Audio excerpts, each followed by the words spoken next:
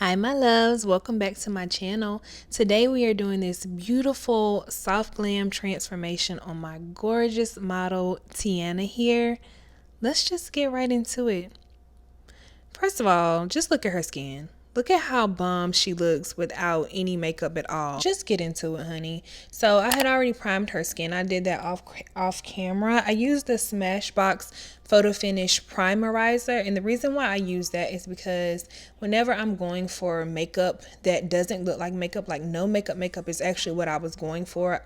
When you have somebody whose skin already looks this bomb, they don't need a lot of makeup. So whenever I'm going for a look like that, I always use a moisturizing primer. So the Smashbox Photo Finish Primerizer is a great primer for that. So you see me here, I'm just going in with the foundation. I'm using MAC Studio Fix Fluid, but not a lot at all, just like building it up as I need it.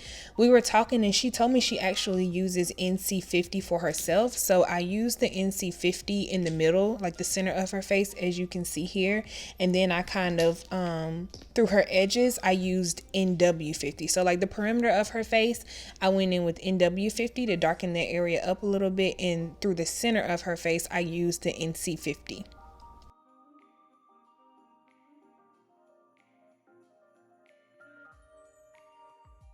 So for her highlight, I actually used two concealers. The first one, I went in with one of the MAC Pro Longwear concealers. I just can't remember which shade I grabbed, but it was MAC Pro Longwear and I used that as a base. And then on top of that, I actually went in with Fawn. As you can see, I'm not putting a lot.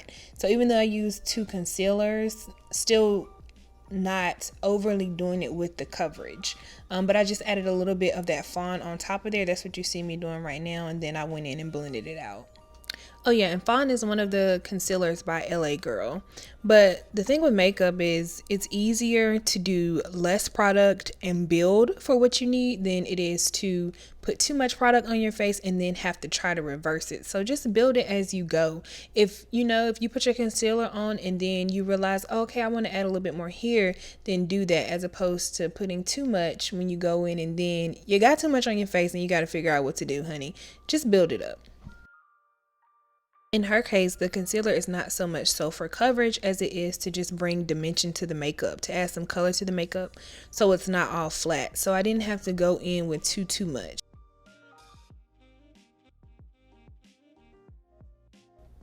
So I love the black opal foundation sticks for contouring. They are like the perfect cream contour.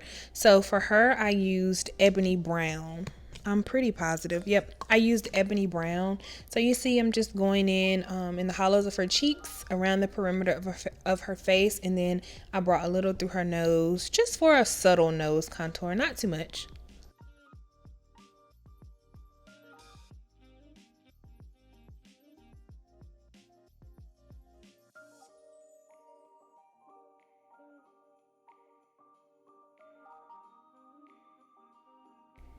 And now I'm just going in and setting her under eye and anywhere that I've highlighted with the Sasha Cosmetics Buttercup Powder.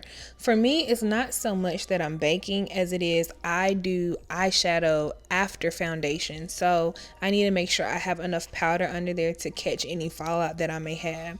So it's not so much so that I like to bake as it is most people do brows and then eyeshadow and then face, but I do it backwards. I do face, eyeshadow, brow. So I just need to have enough product there to be able to catch any fallout. And then I also like to pack powder in your smile lines, just really anywhere that you highlight it, but for the most part it really is to just catch fallout for me. So now I'm going in with Fawn from LA Girl to highlight under her brow. And when I blend out the brow highlight, I'll take it from under her brow and then I'll blend it down into her actual eyelid just a little. And then I'm going to go in with MAC Painterly Paint Pot as my eyeshadow base. I mentioned this in my last video. I'm just hooked on that again. Like, I can't believe that I stopped using it. It just does it. It just makes the looks pop. So after I blend out this concealer, you'll see me putting matte Painterly Paint Pot on her eyelid.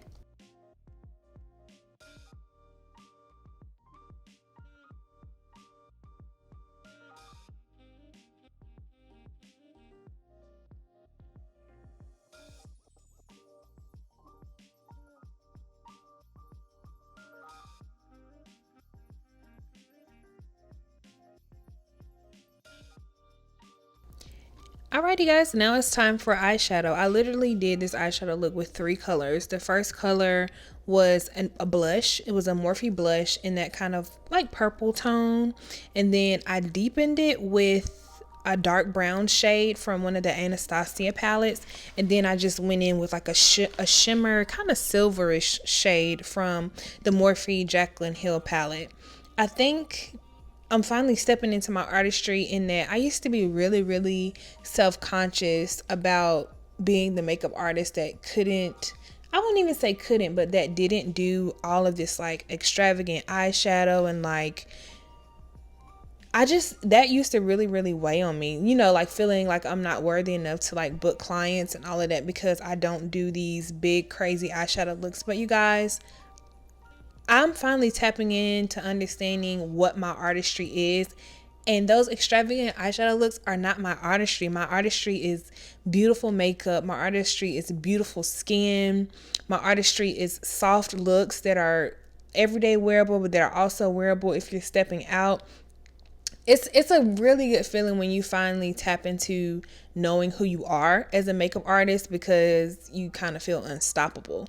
And it took me a while to get there, but now I'm in a place where I can honestly say, you know, if you send me a picture of something and you say this is what I'm looking for, I can say, well, that's not really my aesthetic, and be perfectly okay with that, because I know that I'm talented. I know that I'm good at what I do, and I know that I can do bomb makeup even without all of the I shouldn't say theatrics, because no shade to anybody who's talented in that way, but that's just not who I am as a makeup artist, and I'm perfectly okay with that now. And it took me a really long time to get to this place. Okay, sorry about my little Oprah moment. Back to the makeup. So yeah, I just took the brown and the purple in like the crease, and then I popped the silver shade on her lid, and I wet my brush with setting spray before I went in with that. So then you just saw me putting some eyeliner. I lined her lash line, and then we're just popping on a lash. She had really curly lashes, so like her real lashes were so gorgeous, you guys. I wish you could see them in person.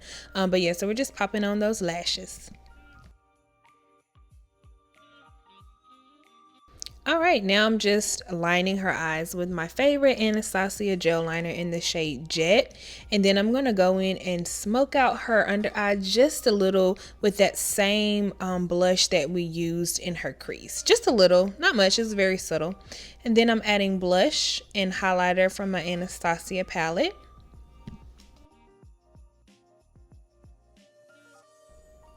And then here I'm just going in making sure we got rid of all of the harsh lines. That's a really important step, because in photography will show everything, especially harsh lines. Oh guys, I just realized I didn't include the clip of me doing her brows. My apologies.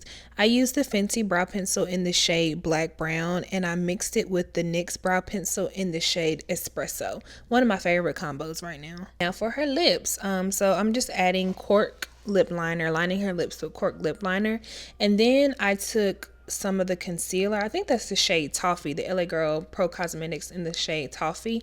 I'm obsessed with using concealer to start and base nude lips. I just love it. So that's actually what I'm putting in the center of her lips. And then I just went in with a gloss on top. But I mix it a lot, so the end result may look a little different, but it's because I spend a lot of time trying to mix it to get it perfect. But we just ended up putting a little bit of a gloss on top.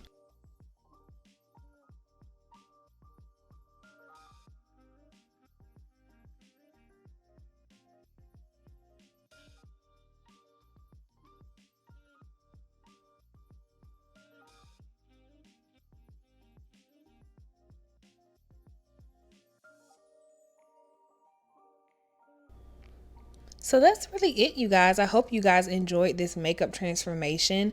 Look at how bomb she looks. Look at that skin. Okay? Look at her. Don't forget to like, comment, and subscribe. And I will see you guys in my next video. Bye, guys.